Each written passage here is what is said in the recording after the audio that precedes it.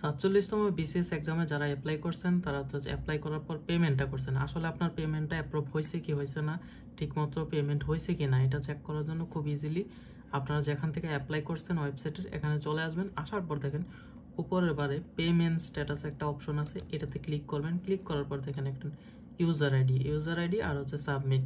তো ইউজার আইডিতে আপনার ইউজার আইডি দেবেন, আপনি অ্যাপ্লাই করার পর যে ইউজার আইডি পাইছেন এটা দিবেন, দেওয়ার পর সাবমিটে ক্লিক করবেন। এই যে ক্লিক করছি দেখেন লেখা আসছে এই যে নেম অ্যান্ড ফাদার্স নেম, কিন্তু পেমেন্ট স্ট্যাটাস কি আনপেড, তার মানে এখনো পেমেন্টটা হয় নাই, কারণ আসলে এই অ্যাকাউন্টের উনি পেমেন্ট এখনো করে নাই, এই জন্য হচ্ছে এই অবস্থা।